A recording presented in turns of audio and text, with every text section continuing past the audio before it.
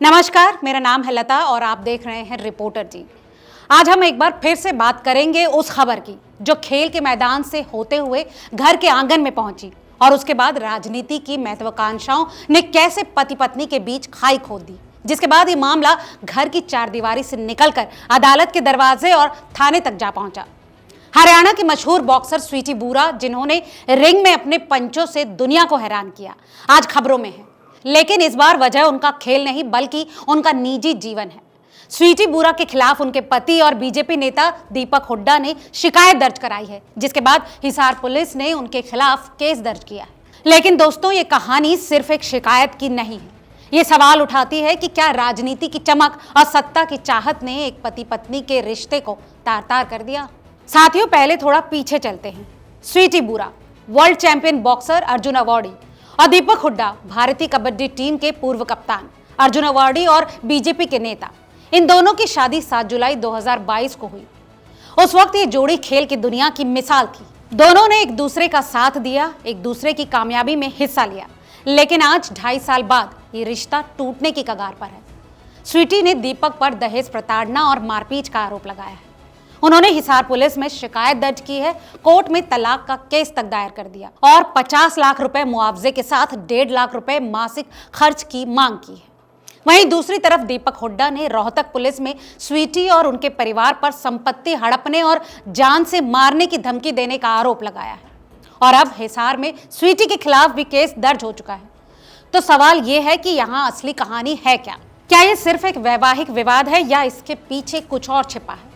दीपक हुड्डा, जो साल 2024 में हरियाणा विधानसभा चुनाव में महम सीट से बीजेपी उम्मीदवार थे, हार गए।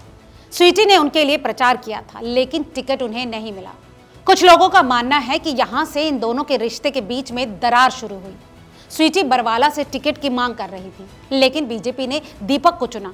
क्या ये राजनीति की वो आग थी जो इस घर को जलाने लगी?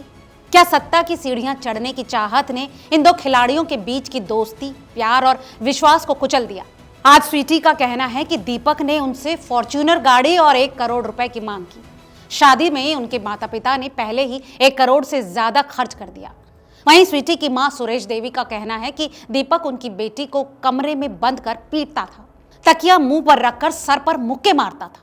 ये सुनकर कोई भी सिहर उठेगा, लेकिन दीपक का जवाब भी कम गंभीर नहीं है। उनका आरोप है कि स्वीटी और उनके परिवार ने उनकी संपत्ति हड़पने की कोशिश की।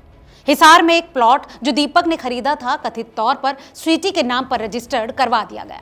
दीपक का कहना है कि स्वीटी ने चाकू से उन पर हमला भी किया है।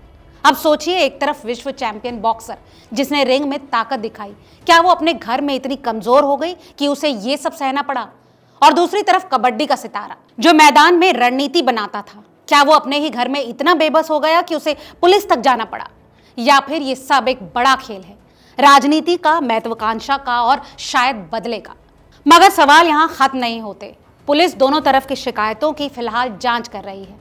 हिसार के एसपी शशांक कुमार सावन ने इस बारे में कहा है कि दीपक को नोटिस दिया गया है, लेकिन वो पेश नहीं हुए। वहीं दूसरी तरफ रोहतक पुलिस भी स्वीटी के खिलाफ दीपक की शिकायत पर काम कर रही है। लेकिन क्या ये जांच सच सामने लाएगी या सिर्फ कागजों में दफन होकर रह जाएगी? क्या समाज ये मानेगा कि दो कामयाब खिलाड़ी जो देश के लिए गर्व का सबब बने, अपने निजी जीवन में इतने असफल हो सकते हैं? और सबसे बड़ा सवाल, क्या राजनीति की ये चकाचौंध वाकई ऐसी है कि वो रिश्तों तक को निगल लेती है? दोस्तों, ये खबर सिर्फ एक स्वीटी और दीपक की नहीं है। ये उस सच को उजागर करती है जो हमारे समाज में छिपा है। दहेज की भूख, घरेलू हिंसा की सच्चाई और सत्ता की चाहत का वो अंधेरा जो रोशनी देने के बजाय सब कुछ जला देता है। इस बारे में आप क्या सोचते हैं? क्या ये रिश्ता बच सकता था? क्या ये सिर्फ 2 लोगों की लड़ाई है या हमारे समाज की सोच का आईना? जवाब शायद वक्त देगा, लेकिन तब तक ये सवाल हमारे सामने रहेंगे।